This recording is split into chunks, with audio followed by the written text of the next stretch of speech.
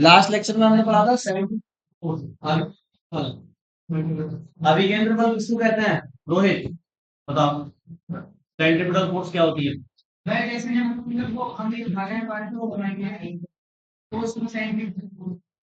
मैंने पूछा होती क्या है, तुम एग्जाम्पल देने लगे। मैंने पूछा सेंट्रीपिटल फोर्स होती क्या है, ये तो एग्जाम्पल है उसका। किसमें? तो एक्सप्लेन ही नहीं कर पा रहे सेंट्रीपिटल फोर्स। कल नहीं आए थे तुम? कल तो आए थे। आप निशान बताओ, सेंट्रीपिटल फोर्स क्या होती है? जब किसी स्थान पर बल लगाते हैं तो उसका एक बल हमेशा केंद्र में रहता है। ये किसने कहा तुमसे? ऐसा तो जब बल लगाएंगे तो हमेशा एक बल केंद्र पर लगेगा, ऐसा तो नहीं होता। अगर मैं स्टूल को फोर्स लगाऊं तो हमेशा एक सेंटर की तरफ भी लगेगा फोर्स, ऐसा नहीं होगा ना। तो फिर सेंट्रीपिटल फोर्स क्या होती है?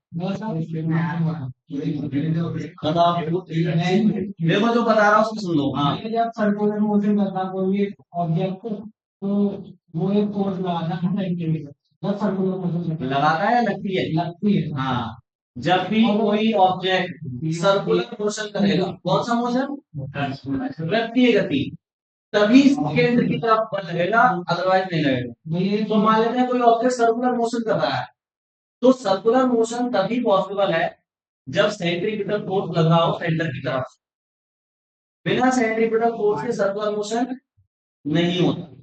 तो अभिकेंद्र बल किसको कहते हैं? जब भी कोई बल वृत्तीय गति करता है तो केंद्र की ओर एक बल लगता है, उसको अभिकेंद्रीय बल कहते हैं। अब मैंने ये बताया था कि अभिकेंद्र बल खुद से कुछ नहीं होता है, कोई ना कोई फोर्स तो ऐसी होगी जो अभिकेंद्र बल में बदल जाएगी। जैसे कोई एग्जांपल लेके बताएगा, तुम बताओ।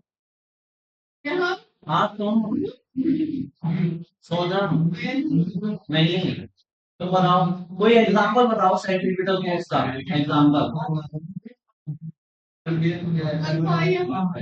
पंखा, देखो ये पंखे में सेंट्रीपिटल फोर्स का एग्जांपल बता रही है। कैसे पंखे में, कैसे?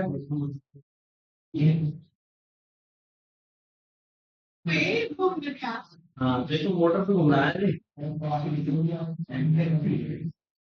मैंने क्या बोला, कोई ऑब्जेक्ट जब सर्कुलर मोशन करेगा ऐसे करके, तब सेंटर की तरफ फोर्स लगेगा। जैसे धागे से किसी पत्थर को घुमाना, धागे से पत्थर, चलो भाई, धागे से पत्थर को ऐसे घुमा रहा हूँ, ऐसे तो सर्कल बना रहा है ना, तो सर्कल बना रहा है तो सर्कुलर मोशन है।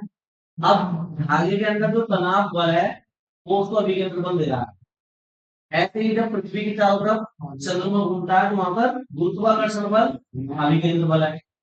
ऐसे ही कहीं भी सर्कुलर मोशन हो रहा होगा, कोई ना कोई फोर्स सेंट्रीपिटल बन रहा होगा। कार जब सड़क पे घूमती है, ऐसा राउंड कर्व लेती है, तो उसको गोल घुमाने के लिए क्या चाहिए? Centripetal force. वहां उसको कौन देगा सेंट्रीपिटल फोर्स? फ्रिक्शन फोर्स देगा। वो वाला एग्जांपल कल मैंने लिखवा दिया था। तो हम पढ़ रहे हैं एग्जांपल ऑफ सेंट्रीपिटल फोर्स, है ना। हाँ, example of centripetal force.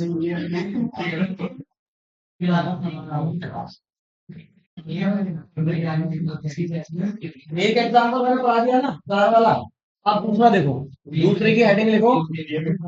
Second example में हेडिंग है और उसका नाम लिखो कोनिकल पेंडुलम। कोनिकल पेंडुलम, शंकु लोलक, शंकु लोलक, ये हेडिंग सेकंड एग्जांपल है। सेकंड एग्जांपल के अंदर हेडिंग है और उसका नाम क्या है? Conical pendulum. देखो जरा हेडिंग, और ये इंपॉर्टेंट है, शंकु लोलक, कोनिकल पेंडुलम। भाई सिर्फ सिर्फ शंकु को तो पता है कैसी शेप होती है, जन्मदिन की टोपी कैसी है? अरे जरा समझो, जन्मदिन की टोपी की शेप क्या है? शंकु है। जो ऊपर से ऐसे करके वर्टेक्स हो उसका और नीचे की तरफ सर्कल बन रहा हो, उसको बोलते हैं शंकु। नहीं, अभी सुन लो। आई आइसक्रीम की कोन क्या है बताओ? आइसक्रीम जिसमें खाते हैं, सॉफ्टी आइसक्रीम, उसकी कोन जो होती है वो भी कैसी होती है? लट्टू नहीं, शंकु। लट्टू की शेप भी कैसी होती है? लट्टू की शेप भी कैसी होती है? शंकु। अब पेंडुलम किसको कहते हैं? पेंडुलम एक ऐसी डिवाइस होती है इसमें एक धागा लगा होता है, एक यहाँ पे कुछ बंधा होता है, बॉब टाइप, जिसको बॉल वगैरह कुछ भी कह दो, और ऐसे ऐसे घूमता है ये। इसको क्या बोलते हैं हम? पेंडुलम। अब सुन लो, अब मैं दोनों चीजों को जोड़ूंगा। संकुलोलक क्या होगा? ये तो है पेंडुलम, और ऐसी शेप जो होती है वो है शंकु। तो संकुलोलक क्या होगा? जो पेंडुलम भी होगा और शंकु भी होगा। देखो कैसे, इस पेंडुलम को अगर मैं ऐसे ऐसे ना घुमाऊं, ऐसे ऐसे घुमाऊं, तो जब ये ऐसे ऐसे घूमेगा, ऐसे ऐसे, तो नीचे क्या बना रहा है? सर्कल। और पूरी शेप क्या बन रही है इसकी? शंकु बन रही है ना। तो इसी को बोलते हैं शंकुलोलक। देखो ऐसी शेप बनाएगा जब ये घूमेगा। ये पत्थर है, इसको 3D में मैं घुमा रहा हूं इस तरह से, तो इसी को तो शंकु कहते हैं, जिसमें नीचे सर्कल हो और ऊपर ऐसे करके मतलब तिकोना हो। अरे समझ गए? तो शंकु लोलक कैसे चलेगा, समझ गए? केवल पेंडुलम ऐसे चलता है, केवल पेंडुलम। लेकिन शंकु लोलक ऐसे चलेगा, ऐसे घूमेगा। तो इसका जो नीचे वाला बॉब है वो नीचे क्या बनाएगा? सर्कल। नीचे सर्कल बनाएगा। तो ये सर्कुलर मोशन का एग्जाम्पल है। बात समझ में आ गई? अब ये सर्कुलर मोशन हो रही है यहाँ पे, तो फिर यहाँ पे सेंट्रीपिटल फोर्स भी लग रही होगी सेंटर की तरफ। इसकी जो होगी सेंटर की तरफ क्या होगी? सेंट्रीपिटल फोर्स होगी। अब वही समझना है, देखो क्या होगा। इधर देखो, ये सुन लो, ये 3D डायग्राम है, लेकिन ये बोर्ड कैसा है मेरा? 2D। तो मैं 3D को 2D पे बना रहा हूँ, इमेजिन कर लेना खुद से अब। हाँ बना दिया मैंने, देखो संकुल, ठीक है। तो ये कोई सरफेस है, ध्यान से देखते रहो आप। बनाना नहीं है कुछ भी, केवल लिखना है। अभी मत बनाओ।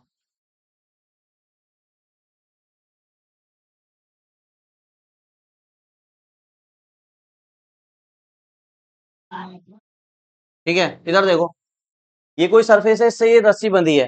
ठीक है। अब ये रस्सी क्या कर रही है? इससे यहां पर हमारा क्या बंधा हुआ है? एक पत्थर बंधा है या बॉल बंधी है। अब ये बॉल पूरा क्या कर रही है? गोल गोल घूम के सर्कल बना रही है नीचे। तो कुछ ऐसे ही तो बनेगा, देखो। ये बॉल ऐसे गोल गोल घूम रही है, चल रहा है ये। ठीक है, तो नीचे क्या बनेगा? सर्कल। और ये हो गई इसकी डोरी, वही डोरी जिसको बोलते हैं धागा। और ये हमारा क्या है? बॉब। इसको बॉब बोलते हैं। क्या बोलते हैं? बॉब। जो भी नीचे ऐसे घूम रहा होता है उसको बॉब बोलते हैं। समझ गए यहां तक?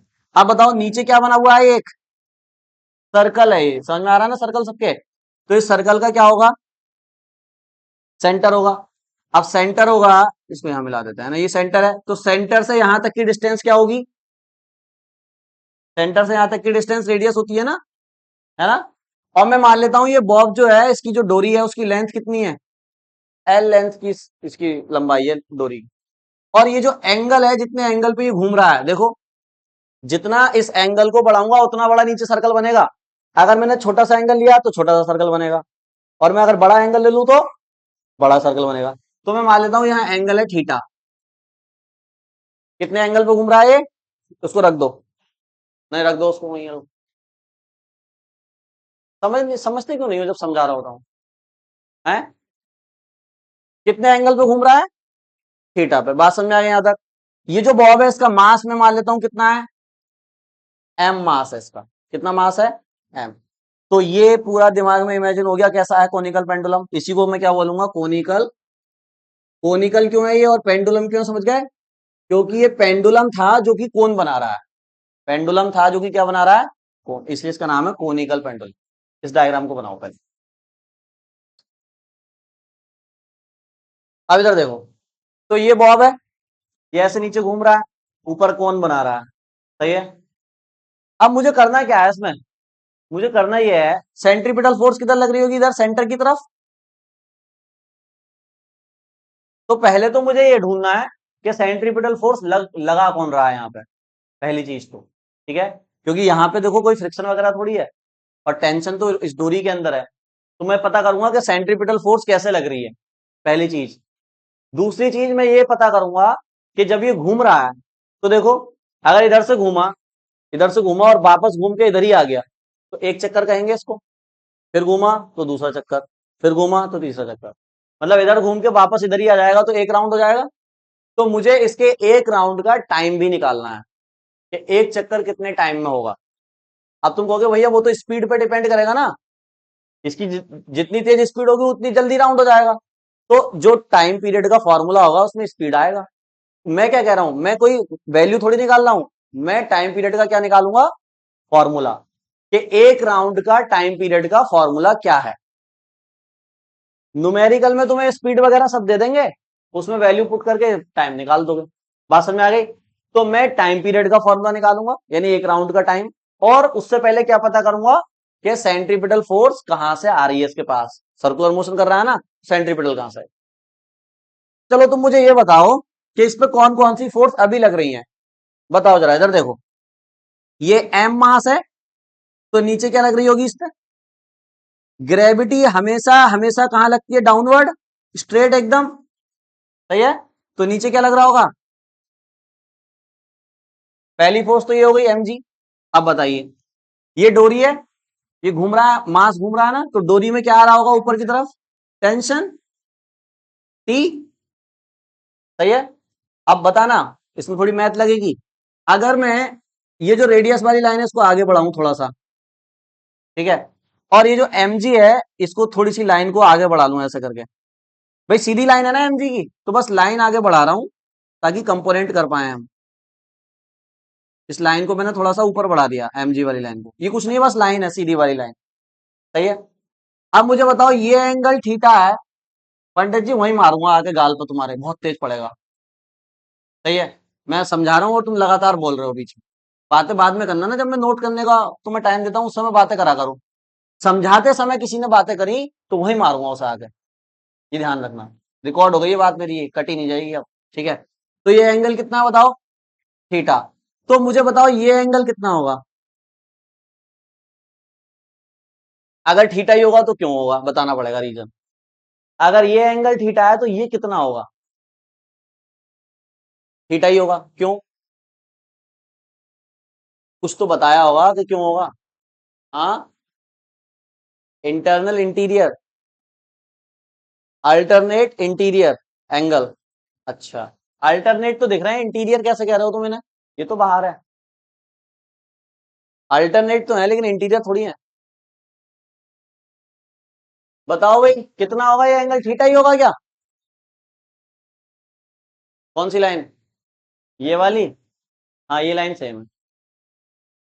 90 माइनस थीटा होगा, या 180 माइनस थीटा होगा, या थीटा होगा, कैसे होगा बताओ।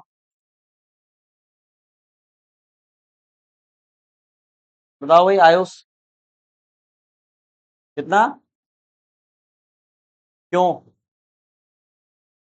क्या बताया था मैथ में।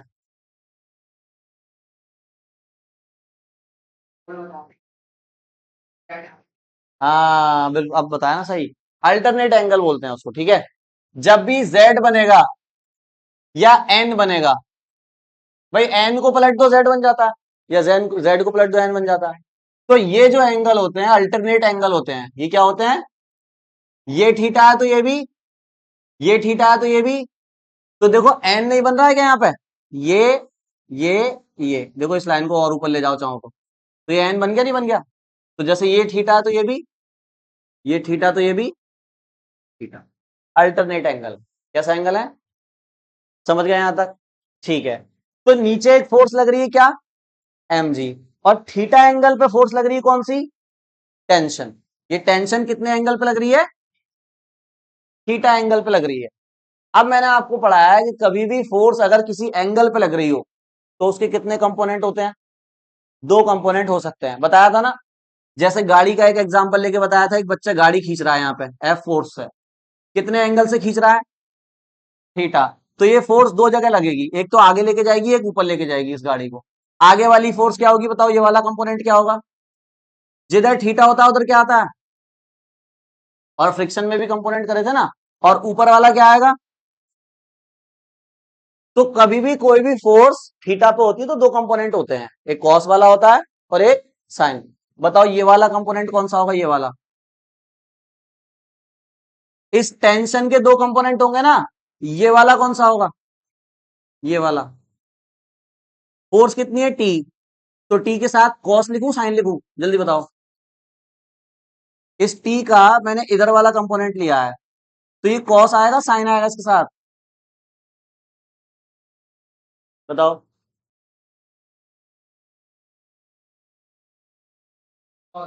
सब कॉस कह रहे हैं, इधर भी कॉस, क्यों कॉस, साइन, कॉस साइन। अरे अभी तो सब कॉस कह रहा है, अब साइन हो गए, मतलब इधर सब कॉस, इधर सब साइन कह रहे हैं, इधर सब कॉस कह रहे हैं।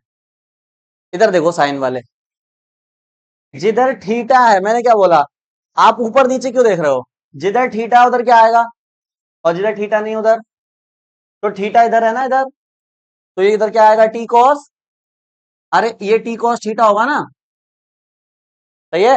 और दूसरा वाला कंपोनेंट इसका देखो परपेंडिकुलर रहेगा, अरे इधर समझो, फिर बोलने लगे, ये टी कॉस थीटा है तो इसका सीधा कंपोनेंट इधर आएगा सेंटर की तरफ, क्योंकि दोनों कंपोनेंट एक दूसरे से कितने एंगल पे होते हैं, कंपोनेंट के बीच एंगल कितना होता है, तो अगर ये ऐसे है तो दूसरा वाला ऐसे आएगा ना 90 पे, और ये क्या होगा बताओ, ओहो, जब एक कॉस है तो दूसरा क्या होगा, तो टी साइन,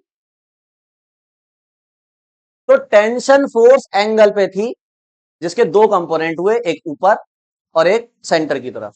अब बताओ सेंट्रीपिटल फोर्स कहां से मिल रही है इसको, टेंशन का जो ये वाला कंपोनेंट है टी साइन थीटा, यही तो सेंटर की तरफ है, इसका मतलब ये जो टी साइन थीटा है यही इसको क्या दे रहा है बताओ, सेंट्रीपिटल। पता चल गया कहां से मिल रही है सेंट्रीपिटल फोर्स, टेंशन का ही कंपोनेंट सेंट्रीपिटल फोर्स दे रहा है, या ये कह सकते हो यहां भी टेंशन ही सेंट्रीपिटल फोर्स इसको दे रही है। लेकिन सारी की सारी टेंशन नहीं जा रही है सेंट्रीपिटल में, कुछ सीधे जा रही है और कुछ सेंट्रीपिटल। लेकिन अगर मैं इसको ऐसे घुमाता, ऐसे घुमाने की बजाय इसको ऐसे घुमाता ऐसे, तो जितनी भी टेंशन होती वो सारी की सारी किसमें जाती, सेंट्रीपिटल। अब क्योंकि एक एंगल पे है तो सारी नहीं जा रही, कितनी जा रही है, टी साइन थीटा। बात समझ में आ गई, फोर्स बनाओ ये सारी इसके अंदर, और ये नोट कर लो नीचे जो लिखा है इसी के अंदर, दूसरा क्यों बना। तो ये तो हो गया भाई, सेंट्रीपिटल फोर्स तो मिल गई। अब मुझे निकालना है यार ये एक राउंड कितने टाइम में लगा रहा है, एक राउंड कितने टाइम में लगा रहा है, उसको निकालने के लिए तुम्हें इक्वेशन बनानी पड़ेंगी, है ना, कौन कौन सी फोर्स बराबर है, कौन कौन सी फोर्स बराबर नहीं है वो बताना पड़ेगा, ठीक है। तो चलो बताओ, इधर देखो जरा, यहां पे इस m के ऊपर एक फोर्स ऊपर लग रही है क्या, टी कॉस थीटा, और नीचे लग रही है क्या, मुझे बताओ ये मास जो है ये ऊपर या नीचे जा रहा है कहीं भी, ये तो सर्कल पे ही घूम रहा है, क्या ये ऊपर चला जाएगा थोड़ी देर बाद, नहीं जाएगा, क्या ये नीचे चला जाएगा, नहीं जाएगा। इसका मतलब टी कॉस थीटा वाली जो फोर्स है वो किसको बैलेंस कर रही है, mg को बैलेंस कर रही है। तो मैं यहां पे लिख सकता हूं हेयर टी कॉस थीटा किसके बराबर है बताइए, ये बराबर होंगे ना दोनों, क्योंकि वो ना तो ऊपर जा रहा ना नीचे जा रहा है, तो इसको मैं क्या कह सकता हूं, इक्वेशन नंबर 1, सही है यहां तक। अच्छा अभी आपने बताया कि ये जो टी साइन थीटा है ये इसको क्या दे रही है, सेंट्रीपिटल फोर्स, ये तो बताया आपने, मतलब जो टी साइन थीटा है वो किसके बराबर है। अब सेंट्रीपिटल फोर्स का फॉर्मूला मैं सुनता हूं, रुक जाओ, देखना, देखेगा नहीं कोई भी, सुनाओ सेंट्रीपिटल फोर्स का फॉर्मूला, हाँ जल्दी सुनाओ बिना देखे, अभिकेंद्र बल का सूत्र जल्दी बताओ, जल्दी बताओ कितना होता है, कल ड्राइव कराया था, कितना था, हाँ सेंट्रीपिटल फोर्स का फॉर्मूला एफ सी बराबर कितना, मास इनटू स्पीड का स्क्वायर अपॉन में रेडियस, यही तो था भाई। रेडियस क्या है इसकी, आर रेडियस है, और वी क्या है इसकी स्पीड है, एम क्या है इसका मास है। तो इस सेंट्रीपिटल फोर्स की जगह ये लिख सकता हूं, कितना है बताइए, एम वी स्क्वायर अपॉन, ये क्या बन गई इक्वेशन नंबर। अभी तक कहीं पे टाइम आया है क्या, इसको टी को टाइम मत समझ लेना, ये टी क्या है, ये टेंशन है, लेकिन मुझे मुझे निकालना क्या है, टाइम है, इसका मतलब कुछ और ही तरीका लगेगा टाइम निकालने के लिए, यहाँ पे तो हम बस अभी खेल ही रहे हैं ऐसे ही, ठीक है। तो चलो दो इक्वेशन बन गई, अरे दो इक्वेशन बन गई, पहले इसकी ये वाली फोर्स इसके बराबर है, और टी साइन थीटा किसके बराबर है, सेंट्रीपिटल। अब मैं क्या करूंगा इधर देखो, अगर दूसरी, सुन लो, अगर दूसरी इक्वेशन को पहली इक्वेशन से डिवाइड कर दूं तो साइन अपॉन कॉस क्या बन जाता है? साइन अपॉन कॉस टेन होता पड़ा है ना मैथ में, तो वो कैसे बनेगा? हाँ, अगर मैं डिवाइड कर दूं किसको किससे? सेकंड को डिवाइड कर दो किससे? फर्स्ट से। इधर वाला इससे डिवाइड होगा, इधर वाला, तो बताओ क्या बचेगा? टी साइन थीटा कहाँ आएगा? ऊपर, और डिवाइड में कौन आएगा? इधर वाला तो कर दिया आपने, अब इधर वाला कराओ। पहले क्या लिखा जाएगा? एम बी स्क्वायर अपॉन, और डिवाइड में क्या आएगा? कुछ कैंसिल हो रहा है क्या बताओ? यहाँ पे टी से थीटा से थीटा, क्यों थीटा से थीटा क्यों नहीं हो रहा? हाँ, क्योंकि मल्टीप्लाई में थोड़ी है इसके साथ, जो थीटा से थीटा कैंसिल कर दोगे। खाली साइन पड़ा है कहीं पे? खाली साइन कुछ होता ही नहीं, इसलिए थीटा उसके साथ ही है, पूरा है वो। हाँ, एम से एम कट जाएगा, बिल्कुल सही। तो ये साइन अपॉन कॉस क्या होता है? ये तो सबने ही पढ़ा होगा ना, हाई स्कूल में ही पढ़ लिया होगा। टेन थीटा का फॉर्मूला होता है साइन थीटा अपॉन कॉस। नहीं पता तो वहां लिख दिया मैंने। इधर क्या क्या बच्चा बताइए? ये आर कहाँ चला जाएगा इसके? जी के पास चला जाएगा ना, अपॉन के अपॉन वाला नीचे चला जाता है। तो वी स्क्वायर अपॉन में क्या आएगा? इसको मैं बॉक्स में बंद कर देता हूं, इसका कहीं पे यूज होगा टाइम जब निकालोगे तो, इसका यूज करना पड़ेगा मुझे कहीं पे। अब टाइम तो मैं अलग ही तरीके से निकालूंगा, लेकिन इसका मैं यूज करूंगा जब टाइम निकालूंगा, तो इसको नोट कर लो पहले यहाँ पे। हाँ, टाइम का एक फॉर्मूला पड़ा होगा, क्या होता है? टाइम बराबर डिस्टेंस अपॉन टाइम। ये कौन बता रहा है? तो बताओ टाइम का क्या फॉर्मूला होता है? टाइम इज इक्वल टू दूरी बटे समय। टाइम और समय अलग अलग है। अरे जल्दी बताओ। अरे ये पढ़ा होगा ना, speed equal to distance upon time, ये पढ़ा होगा ना। तो टाइम जब इधर आएगा तो स्पीड नीचे चली जाएगी, तो time equal to distance upon speed. लड़की, टाइम बोल रही हो? बताओ ये फॉर्मूला किस किसने नहीं पढ़ा? Distance equal to speed upon time, speed equal to distance upon time, sorry. पहली बार कौन कौन पढ़ा है इसको? पहली बार तुमने पहली बार पढ़ा है ये फॉर्मूला? सबने पढ़ा होगा ना। इस लड्डू फॉर्मूले से, जो गैलीलियो ने दिया था फॉर्मूला है ना, हाँ गैलीलियो जिसने दूरबीन बनाई थी ना, दूरबीन। हाँ, इस लड्डू फॉर्मूले से अब हम टाइम निकालेंगे, लेकिन हमारे केस में डिस्टेंस क्या होगी बता सकता है कोई? इसकी एक राउंड की डिस्टेंस बता सकता है कोई? एक राउंड की? ओए कहाँ? ओए इधर देखो, इधर क्या पूछा मैंने, बताइयो। मैं क्या पूछ रहा हूँ यहाँ पे? तो फिर समझ क्यों नहीं रहे? मतलब इतना बताने के बाद भी दोनों लगे पड़े हैं चोंच लड़ाने में। मैं पूछ रहा हूँ यहाँ पे क्या डिस्टेंस क्या होगी एक राउंड की, वो पता ना क्या क्या बातें कर रहे हैं अपनी। पहले मैं फॉर्मूला लिख देता हूँ, ठीक है? हेयर टाइम निकालना है मुझे। क्या निकालना है? टाइम। टाइम को टाइम पीरियड कह दूं ना, क्योंकि एक राउंड के टाइम को टाइम पीरियड कहते हैं, ठीक है? आवर्तकाल। क्या फॉर्मूला होगा? डिस्टेंस अपॉन, अब इधर देखो, इधर ध्यान से। स्पीड तो मैंने मान रखी है कितनी है? वी। कितनी स्पीड है इसकी? कांस्टेंट है। डिस्टेंस कितनी चलेगा एक राउंड में, ये वो बताओ मुझे। नहीं तुम मत बताओ। जब ये यहां से घूम के वापस यहीं आएगा तो इसकी डिस्टेंस कितनी हो जाएगी? डिस्प्लेसमेंट नहीं पूछा है मैंने, डिस्टेंस कभी जीरो नहीं होती है। तो जीरो है, टाइम पीरियड तो जीरो हो गया, तो टाइम नहीं लगा उसे घूमने में। अच्छा, टाइम पीरियड को मैं स्मॉल टी कहूंगा, वैसे कैपिटल टी कहते हैं, लेकिन कैपिटल टी पहले ही टेंशन के लिए लिख लिया है हमने, तो स्मॉल टी लिखेंगे इसको आप। सही है। तो बताओ कौन बताएगा डिस्टेंस इसकी? अरे यार, एक राउंड इसने लगाया वापस यहीं आ गया, कितना कितना चला? बिल्कुल सही, 2 पाई आर। क्योंकि परिधि पे ही तो चला ना इसकी, और सर्कल की परिधि का फॉर्मूला 2 पाई आर होता है। तो आसान है ना। तो डिस्टेंस की जगह क्या लिखूं? 2 पाई। और बताइए स्पीड कितनी मान ली थी आपने? वी। ये आया, T is equal to 2 pi R upon V. अरे समझ गए? अब बताओ, यहां पे वी आया है, वी की वैल्यू यहां से निकाल सकता हूं मैं, या एक काम करो आप, यहां से वी की वैल्यू निकालो। और ये जो v लिखा हुआ है ना इसके अंदर पुट कर दो। तो यहां से अगर मैं v की वैल्यू निकालूं तो क्या आ रही है बताना। अरे रुक जाओ, v की वैल्यू क्या आ रही है यहां से 2 पाई r अपॉन, अब इसको पुट करूंगा इक्वेशन नंबर, इसको 3 मान लेते हैं। अब v की वैल्यू जो आई है उसको मैं यहां पुट करूंगा। सही है, नोट करो इसको इतना जल्दी, जल्दी नोट करो टाइम। इधर कर रहे हैं इधर, ठीक है। तो पुटिंग पुटिंग इन इक्वेशन कौन सी, थर्ड में, बताइए क्या लिखूं। Tan theta is equal to क्या, v की वैल्यू रख रहे हो तो पूरी का स्क्वायर हो जाएगा वहां रखोगे तो 2 का क्या बन जाएगा 4, पाई का क्या हो जाएगा स्क्वायर, r का क्या हो जाएगा स्क्वायर।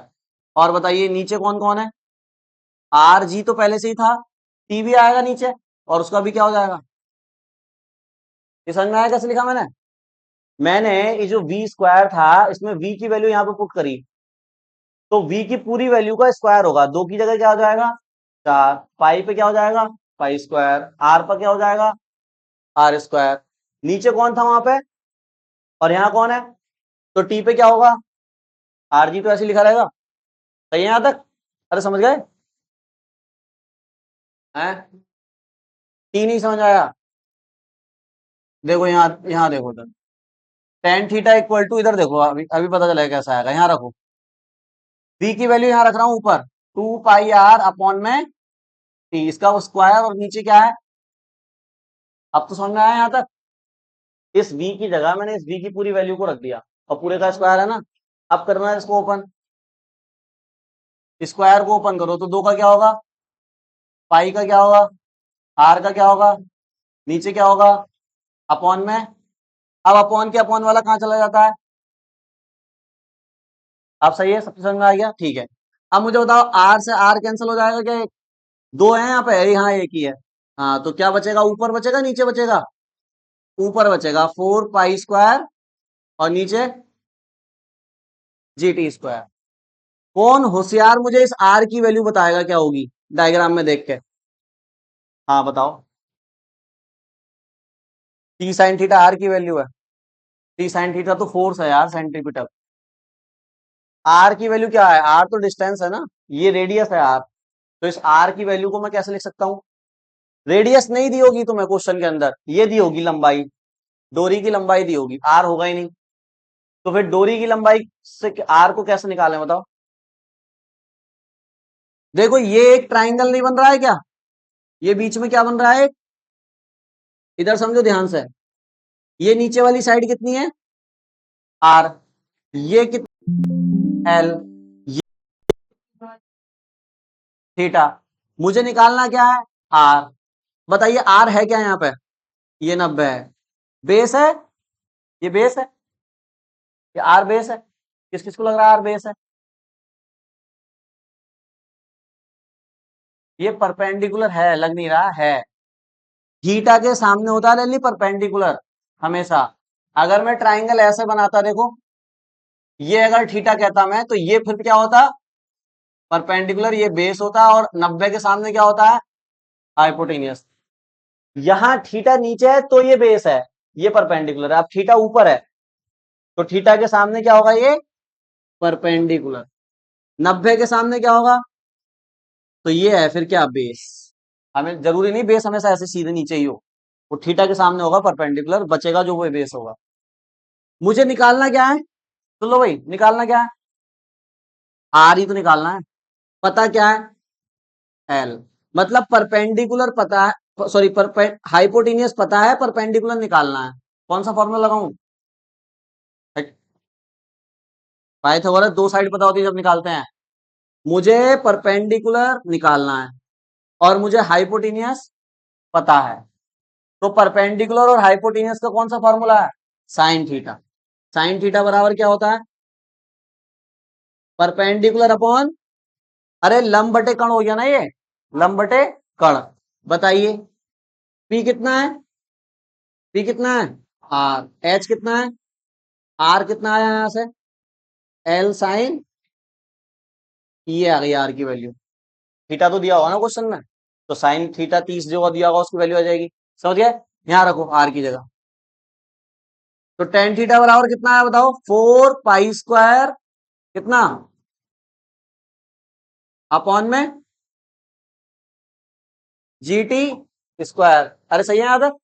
अब समझो, टेन थीटा को फिर से क्या लिख सकता हूं मैं, साइन अपॉन, टेन थीटा को फिर से ओपन कर सकता हूं जब बंद करा था तो क्या लिख सकता हूं बताओ, साइन थीटा अपॉन, इधर क्या है बताओ, 4 pi square L sine theta upon में साइन से मुझे टी निकालना है, तो टी को इधर ले आओ, अब जी टी को इधर ले आओ और कॉस को ऊपर ले जाओ, तो बताओ क्या आएगा, कहां करूं, तब तो भर गया। वो मिटा, यहां कर दूं, यहां कर दूं, चलो यहां देख लेते हैं इधर। तो जी टी स्क्वायर इधर ले आया मैं और कॉस किधर ले गया ऊपर, तो ऊपर कौन कौन है, 4 पाई स्क्वायर एल कॉस, सही है भैया। मुझे टी निकालना है तो जी को कहां फेंक दूं, तो टी स्क्वायर बराबर 4 pi square L cos theta upon में, स्क्वायर हटाऊंगा पूरे पे क्या लग जाएगा, तो square root 4 pi square L cos theta upon में, स्क्वायर रूट से कोई बाहर आ सकता है क्या, 4 आ सकता है, 4 का बाहर आके क्या हो जाएगा 2, और पाई स्क्वायर का बाहर आके पाई, तो बचाओ बाहर कौन कौन बचा, अंदर कौन कौन बचा, 4 का 2 हो गया, पाई स्क्वायर का पाई, रूट में कौन बचा अपॉन में, ये है फॉर्मूला। यानी क्वेश्चन में सुन लो, इस फॉर्मूले कहीं स्पीड आई है, कहीं फॉर्मूले में स्पीड आई है नहीं, फॉर्मूले में आई है डोरी की लंबाई और उसका एंगल, बस जी तो पता ही होता है, पाई भी पता होता है। यानी क्वेश्चन में आपसे कहेगा डोरी की लंबाई इतनी है और वो इतने एंगल पे घूम रहा है, टाइम पीरियड निकालो, इस फॉर्मूले को डायरेक्ट लगाओगे आंसर आ जाएगा। नोट करो जल्दी,